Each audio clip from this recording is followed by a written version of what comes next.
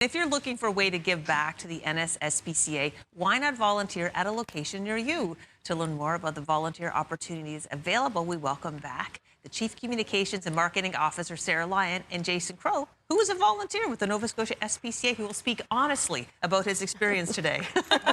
Good morning. Welcome to you both. Morning. And we can't be outshone by the guests you brought in today. We probably are being outshone by the guests you brought in today. Who have you brought? So I have Lola. She is a 7-year-old Yorkshire Maltese mix who is up for adoption today.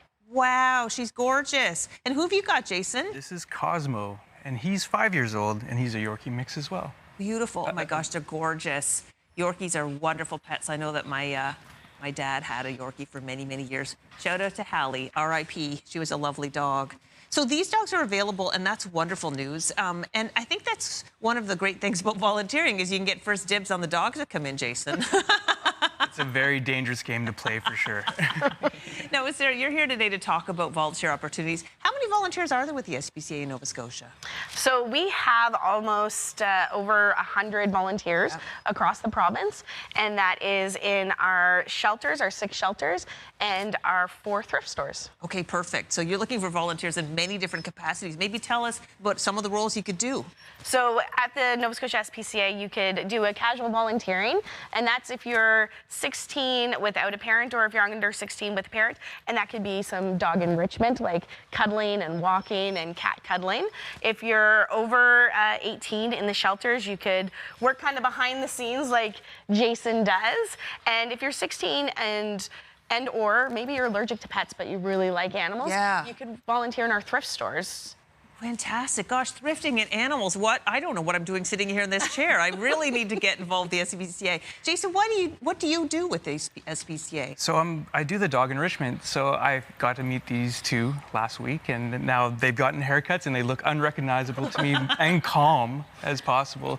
But yeah, so as soon as I get there in the mornings, we go out into the yard and we exercise them and get all their energy out while they're enjoying themselves. We're inside making sure that their kennels are all tidy and they have new blankets and they have food, so then they can come in and continue their adoption journey. Wonderful. Well, Sarah, the volunteers, they're not just there to look pretty. I mean, they're essential to the SPCA. How essential are they to you? Well, they're very essential. When we talk about capacity at shelters, let's look at foster volunteers. You know, we have amazing foster volunteers who help with litters. They're up every 2 hours bottle feeding babies for us so that they can stay with the mom and out of the shelter.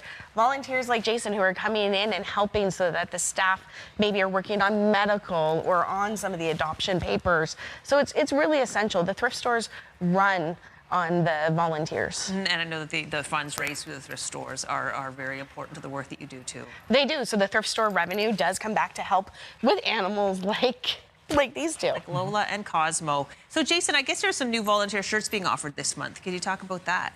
Yeah, so they just came in yesterday, I believe. Yeah, it's great it's an honor to wear them. And I think when I go back tomorrow to the SPCA, I'll feel more like it feels more unified as a team there. And also when the visitors come in, they know who to approach and ask for adoption or ask questions too. Yeah, I mean, it makes sense. It makes perfect sense. Sarah, I mean, what kind of skills are you looking for in a volunteer for the SPCA? I think we want somebody who obviously loves animals, who is going to practice safety with the animals and for themselves and their team, their volunteers. So just somebody who can commit to volunteering as well, so that we know you're coming in and that you will be there for the animals. Perfect. Yes, I know, and it's really important, yes, that you're able to make that commitment because I know that you count on volunteers. We're showing the cats here. Of course, the SPCA has all kinds of creatures. We love our cats on the show as well. That's a pretty one. My goodness.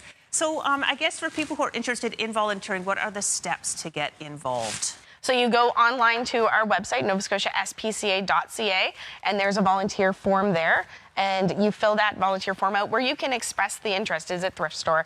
Is it what shelter is it? But also, you know, if you are a photographer, an artist, an entertainer, a sewer, a crafter, there are so many things that we do and need in the province that we're looking for all skills. So you don't have to commit to maybe being in the shelter, but any of your skills, time, treasures, talent that you were willing to volunteer. Fantastic. All right. Well, it's good to know that opportunity exists. Jason, just you do it. Why? And why is it rewarding for you? I've always loved animals, and the opportunity was there to spend my time meaningful at the SPCA.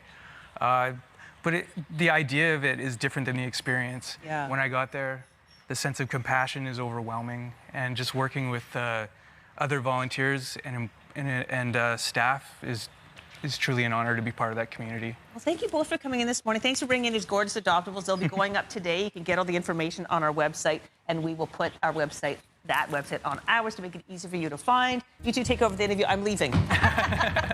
With Lola.